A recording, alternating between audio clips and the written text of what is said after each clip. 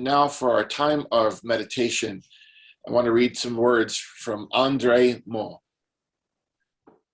This blessing was written in honor of two Unitarians who died during World War II, who risked their own comfort in order to help save the lives of people in need. And it's a reminder to all of us about what is required of us to be in community with others.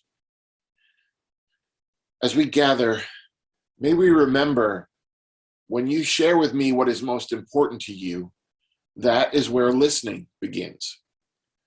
When I show you that I hear you, when I say that your life matters, that is where compassion begins. When I open the door to greet you, that is where hospitality begins. When I venture out to bring you to shelter, that is where love begins. When I risk my comfort to ease your suffering, when I act against hatred and violence and injustice, that is where courage begins. When we experience the full presence of each other, because of our shared humanity, because of our differences, that is where holy gratitude begins. May this space be a table that is not complete until all are welcome. May this table be a space of beauty where together we create a series of miracles and where all that we share is sacred. May it be so. Rest in these words of creating a community and a table where all is sacred.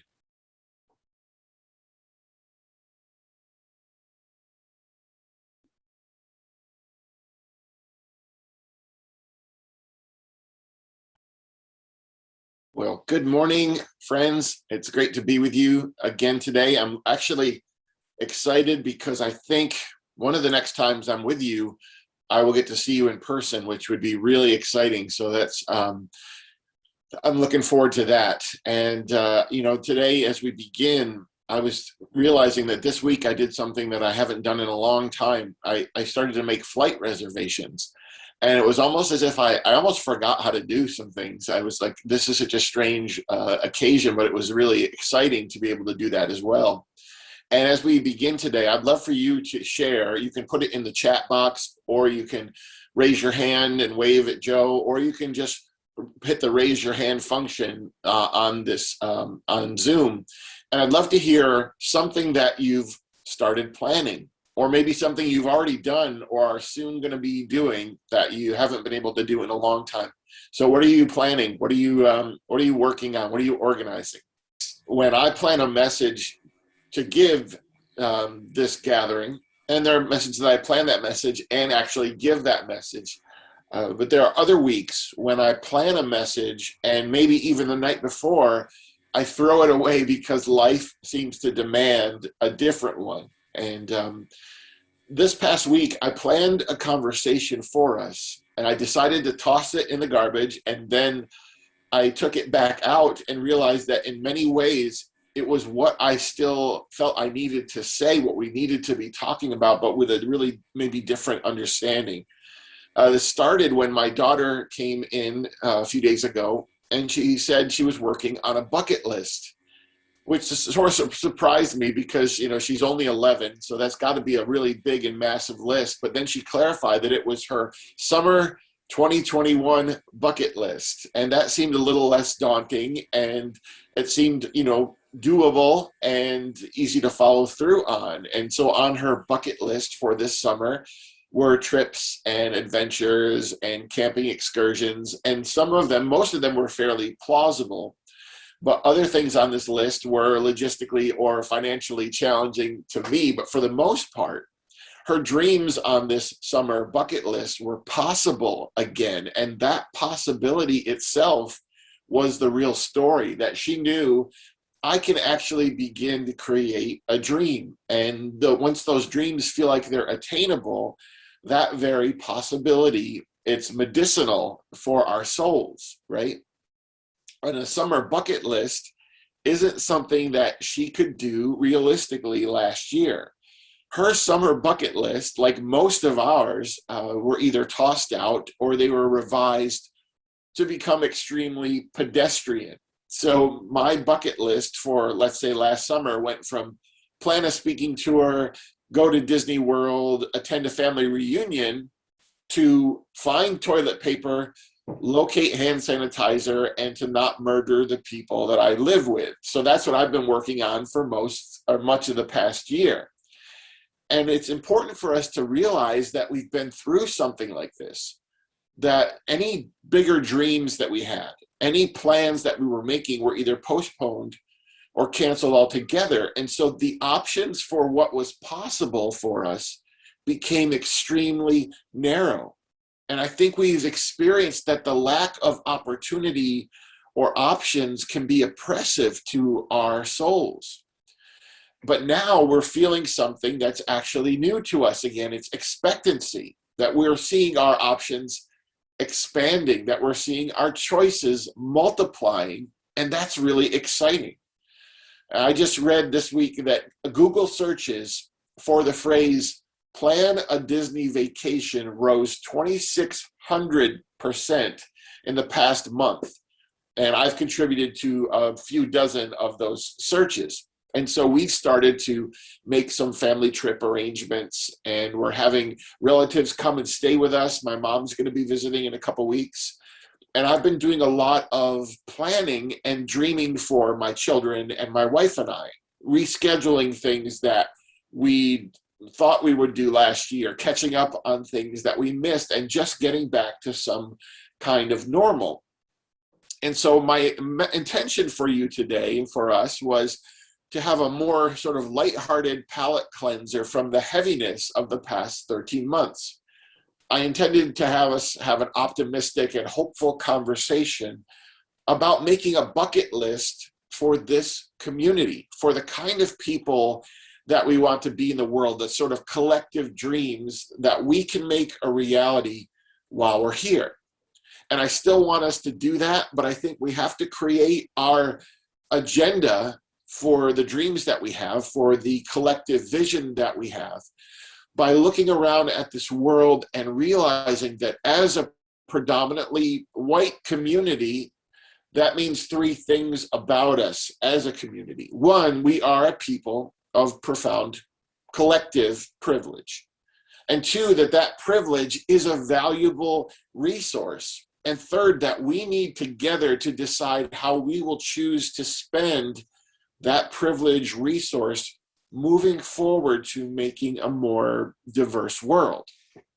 And so what we've been seeing over the past couple of weeks, if you look at the trial of the officer who killed George Floyd and the police killings of 13-year-old Adam Toledo and 20-year-old Dante Wright, and we see the shooting at a FedEx facility in Indianapolis where 4 members of the Sikh community were killed. And we see the announced launch, if you missed it, of a Republican-led America First caucus to celebrate Anglo-Saxon people. And all these are reminders that whatever normalcy we look forward to achieving in the wake of this public health crisis, the reality of racism is normalcy for our brothers and sisters of color, right? That after the pandemic has dissipated, we will be able to return, many of us, to a life where we are not targeted or injured or denied opportunity because of the color of our skin. So we're going to get back, let's say, an 80% normal life that is still far less restrictive than Black and brown skinned people's pre-COVID life. And as a people and a community of privilege, our plans and our dreams need to include the voice that we will have together, the work that we'll do together, and the ways that we will invest in justice together. And I worry that people like us who are tired, because everyone is, that we will grow weary of these ideas the more normal life becomes. So someone recently said to me, "John, I'm so tired of hearing about privilege." And this person, not surprisingly, was not a person of color. And I think if we're tired of talking about privilege, that's a fairly good indicator that we're afflicted with it. Or if you're tired of talking about privilege, it's because it's a luxury that you have of being tired of it. Or if you're sick of talking about the topic of police brutality, it's probably because you've never been on the receiving end of it. If you find yourself becoming weary on the topic of systemic racism, that may be an alarm that you're benefiting from it. And I've had some conversations really that have been eye-opening recently. One in particular I wanted to share with you, and I'm going to share a video of this conversation with you later on in the week. I was having a conversation with a childhood friend who happens to be a person of color named Dana. And I lived right near Dana for much of my sort of elementary school, high school life. And I interviewed Dana this week about living an empathy-based life. And I was talking to him about how to navigate the relational fractures of the past few years. And I asked him what he learned during that time, what he learned since 2016 specifically. And one of the things he said was really jarring to me. He said, I realized, John, that as a Black man, many of my white friends really loved me, but they don't like Black people very much. He said that while many of them love him and treat him well because they know him and have a history with him and they've had proximity to him, their social media posts and their politics and their conversations reveal that, generally speaking, they are still perpetuating racism. They are still denying the worth of people who look like him. These are people who could somehow treat my friend as separate from his Blackness, to see him as sort of an outlier, and so they could compartmentalize their racism. And this is where you and I come in. You may not be my friend Dana's prejudiced white friends. In fact, I'm almost sure that you're not. But you likely know people like them, and you work alongside them, and you live with them, and you spend holidays with them, and you interact with them on social media, which means you have an audience with them. You have relational capital where your privilege can be spent. You have a place where your voice carries weight because the people listening feel a natural affinity to you. This is so important because I can remember when this work began for me, this very public work, when I wrote an LGBTQ affirming blog post. And as I've written some anti-racist blog posts, or I've made political commentary, or I've pushed back against toxic Christianity, these things have been powerful in the way that they've allowed me to sort of police my own, to know that because of my privilege, the people opposing me, they could disagree with my opinions, but they're not going to dehumanize me. And I think the thing about being a member of a vulnerable community is that your demands for dignity and justice and equality are usually invalidated or demeaned by the people who hold prejudice against you. So people who have a prejudiced mindset or who are afflicted with white supremacy, of course they think people are going to fight for racial equality if they're people of color. Of course LGBTQ people are going to demand they be treated with decency. Of course people of Asian descent are going to condemn hate crimes against Asian people. But these things are expected, and they alone are not going to bring radical change. Here is the exciting part for you and me. Radical, transformational movements of change in society come when the beneficiaries of inequity fight for equity. So when people who benefit from racism begin to call out that system, that's when things actually begin moving. And that's what's been so exciting about seeing the justice movements of our country over the past year, year and a half, 2 years, because it isn't just vulnerable communities who are saying this. It's people who may look like us, who may benefit from some of the privileges we have. And so I don't want to get stuck right now in only my or my family's bucket list and thinking about what I lack and what I want and what I deserve. And I don't want to dream dreams for my children that are out of reach for other people's children. If I'm not willing to make every opportunity available to everyone, then I really have no business enjoying the opportunity offered to me. So the question at the core of this conversation today is, why do I exist? Or better yet, why do we exist? What is our purpose for existing as a faith community. Because the truth is, we don't really need to exist. I recently saw a statistic that there are over 380,000 churches in America alone. And this is just sort of Orthodox Christian churches, not to mention UU communities and houses of worship representing Jewish people or Buddhist or Muslims or Sikhs or agnostic and atheist people. So the world doesn't necessarily inherently need another faith community. And the question is, how do we justify being here? I'd love for you to begin thinking about the statement, peace fellowship exists to specifically define the whys of this community. And then once we name those, we decide on the hows of that purpose. And I'm really hopeful, knowing you, that your personal and our collective why for existing is actually a who. That we exist in this place and time in the history of the planet to enable the emancipation of all people from bigotry. Because I think this pandemic has given many of us a gift. It has done to us as white people what America has been doing to people of color since its inception.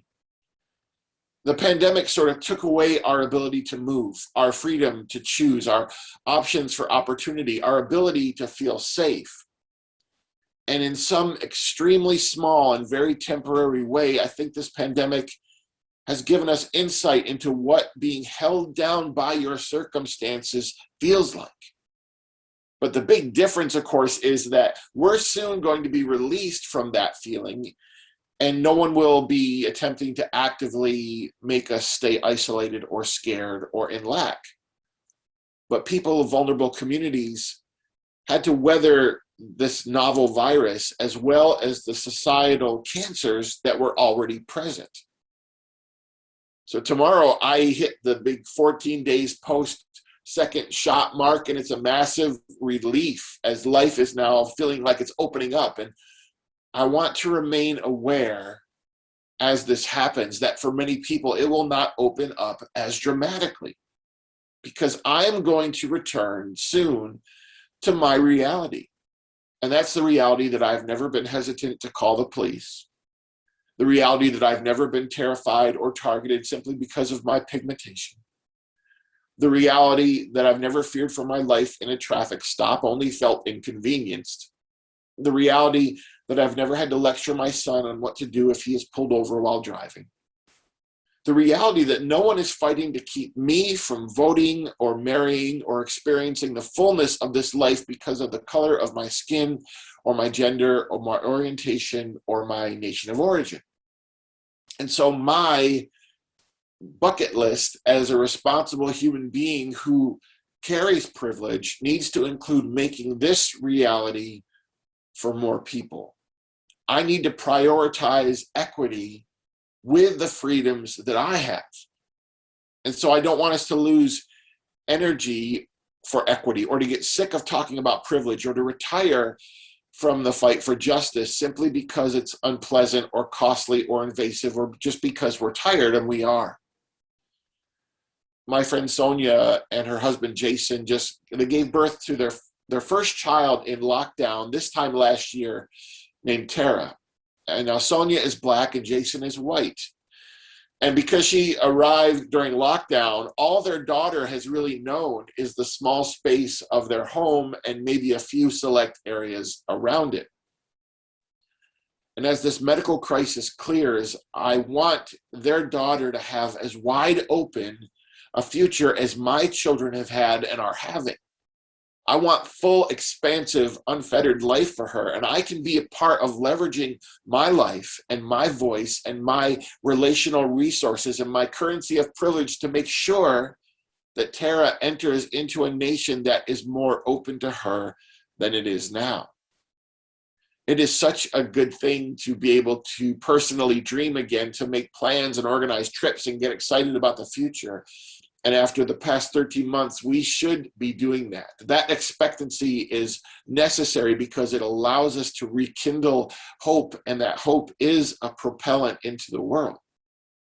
But as we do this, I think we individually and we collectively as a community need to be persistent in remembering that such things are still luxuries, that not everyone has the same access to that expectancy or that expansive of a bucket list. As a community, it's vitally important that we ask why we exist, who we're here to help, what collective voice we want to have, and then to begin planning the how of all of that together, not just us together, but with people that we are going to invite into this movement. When we can open our doors again, who are we going to bring through the doors, and why are we going to do that?